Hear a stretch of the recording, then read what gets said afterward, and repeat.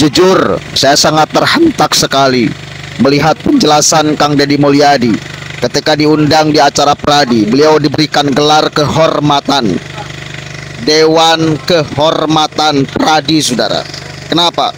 Karena meskipun beliau bukan dari advokat, bukan dari lulusan hukum, tetapi concern beliau itu menyelesaikan problem-problem hukum masyarakat kecil khususnya.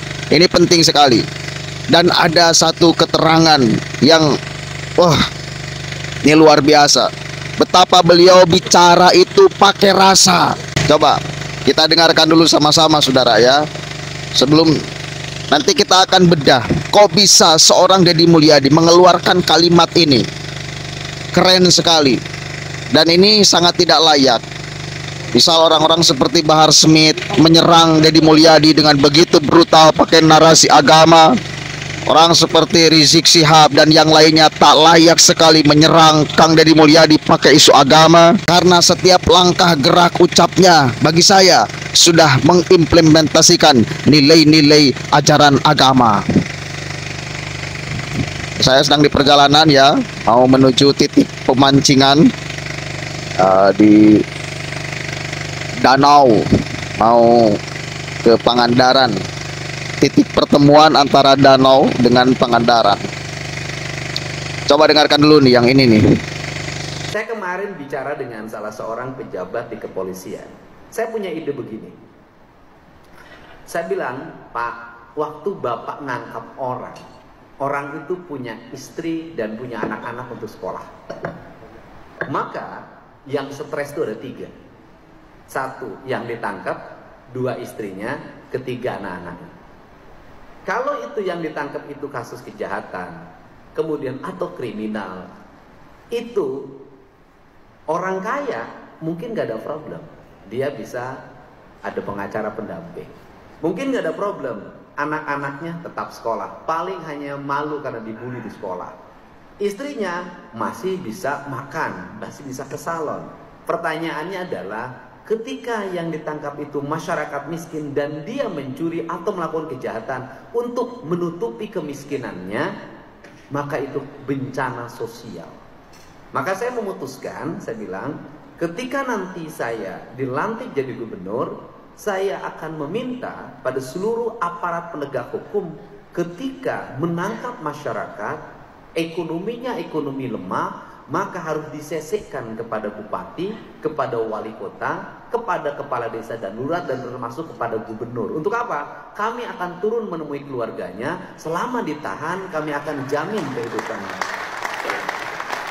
Ini problem. Sehingga saya katakan, bisa jadi suaminya ditangkap, istrinya jadi PSK. Bisa jadi suaminya ditangkap, anaknya itu jual diri. Kenapa? Untuk menutupi rasa lapar dalam dirinya. Ini problem kemiskinan yang akan timbul karena proses hukum. Untuk itu negara harus hadir menyelesaikan. Maka saya punya pengalaman betul. Ketika saya dulu jadi bupati, setiap orang yang keluar dari penjara maka harus datang ke kantor saya.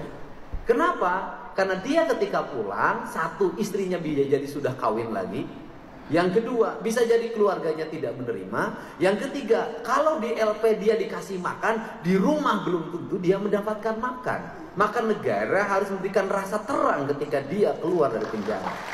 Ini problemnya.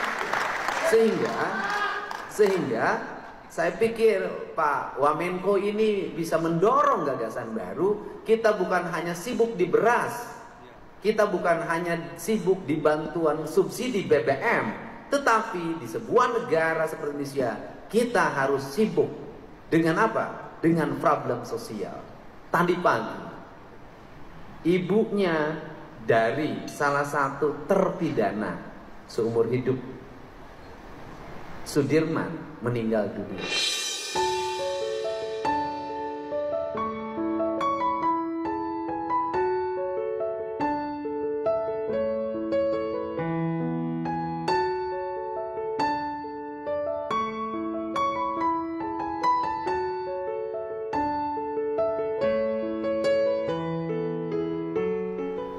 Pertama saya di WA, ketika masuk rumah sakit dia nggak punya BPJS.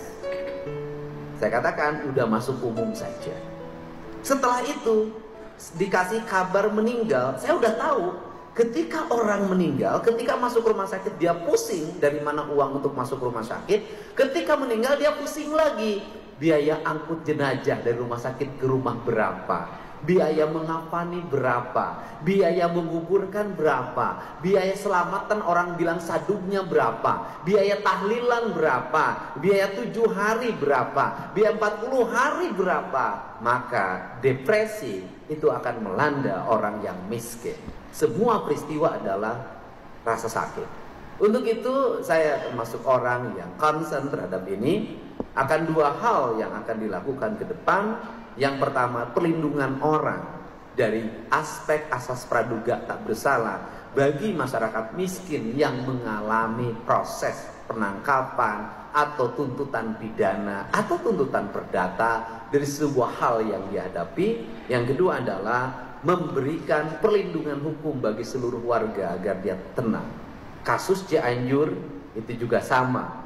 Ketika keluarganya ditahan, suaminya ditahan, istri dan anak-anaknya bagaimana? Sehingga saya waktu itu memutuskan, sudahlah sampai keluar dari tahanan keluarganya saya jamin kehidupannya. Ini banyak kasus seperti ini. Yang berikutnya adalah kasus yang paling menonjol hari ini, foto adalah hak atas tanah. Hari ini memang investasi berjalan, tetapi di balik itu juga banyak orang yang hari ini mengatasnamakan investasi, kemudian dia mendapat hak guna usaha dari negara atas tanah yang dimiliki dan dikuasai oleh negara, kemudian menggusur orang-orang yang sudah puluhan tahun tinggal di sana.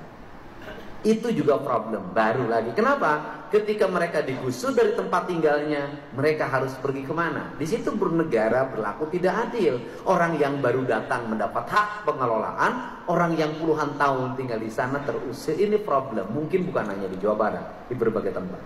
Untuk itu mudah-mudahan pertemuan hari ini kita bisa memberikan jalan yang terbaik bagi upaya membangun rasa keadilan di masyarakat. Dan saya, walaupun hak hakim adalah hak yang mandiri, hak yang independen, atau hak otonom yang tidak bisa diintervensi siapapun, tapi saya yakin doa Pak Oto bisa segera putusan Mahkamah Agung terhadap 7 terpidana segera turun dan mudah-mudahan bebas. Karena publik selalu bertanya pada saya, Kang Deddy Mulyadi sudah jadi gubernur, ai pembunuh pina irarek bebas. Nah ini saya bilang itu kan hakim bukan saya. Dan ini yang saya sampaikan. Dan pada akhirnya orang yang bekerja dengan ikhlas, penuh keyakinan, membela kebenaran, saya yakin Tuhan akan selalu memberikan jalan keselamatan. Tapi orang yang menzalimi, orang yang mengkriminalisasi, walaupun dia bebas hidupnya, tapi hatinya dia tidak merdeka dan tersiksa. Ngeri tidak? Apa yang disampaikan oleh Kang Deddy Mulyadi, merinding atau tidak kita mendengarkannya? Saya merinding sekali. Karena saya belum pernah mendengarkan statement seperti ini dari pemimpin-pemimpin yang lain. Saya yakin di wilayah-wilayah yang lain pun iri terhadap Jawa Barat. Yakin saya. Saya banyak ketika live streaming membahas Kang Deddy Mulyadi, banyak orang yang kemudian iri, waduh, Jawa Barat punya pemimpin yang luar biasa. Benar-benar mencintai, menghormati, menghargai, ingin menyelesaikan problem hidup masyarakat kecil. Iri mereka tuh. Pertanyaan kita lagi, pemikiran Deddy Mulyadi ini original atau ngejiplak? Ya? Saya yakin itu adalah original. Karena sekali lagi saya tidak pernah mendengarkan ini dari siapapun, kalimat seperti ini. Ya, original. Kenapa beliau bisa sampai mau melakukan demikian? Karena perjalanan panjang beliau bertemu dengan masyarakat kecil, lalu tahu apa yang menjadi problem hidupnya, sehingga perjalanan panjang itu membuat rasa Kang Deddy Mulyadi aktifnya luar biasa. Akhirnya apa yang terjadi ketika beliau memimpin Jawa Barat? Itu yang akan dilakukan, merasakan problem masyarakat kecil, lalu akan menyelesaikannya. Salah satunya urusan itu.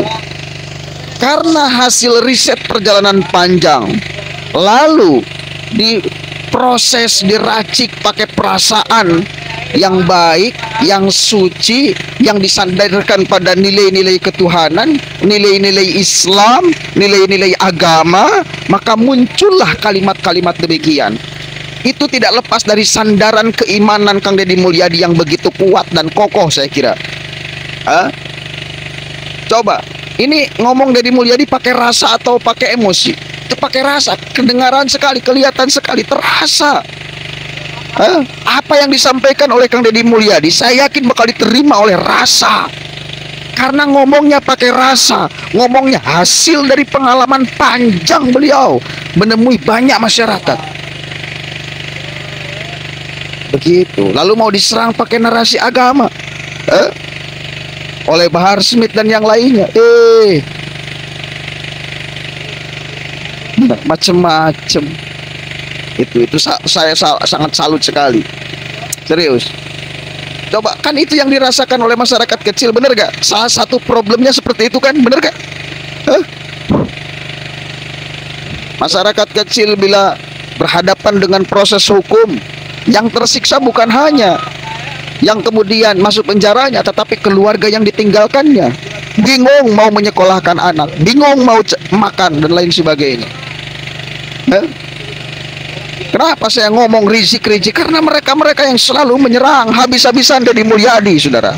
Dan saya nggak ridho, nggak ikhlas, nggak sudi orang yang benar-benar ingin menghibahkan dirinya untuk membantu masyarakat Jawa Barat, menyelesaikan problem hidup masyarakat Jawa Barat dari banyak hal, lalu diserang habis-habisan, apalagi pakai narasi agama.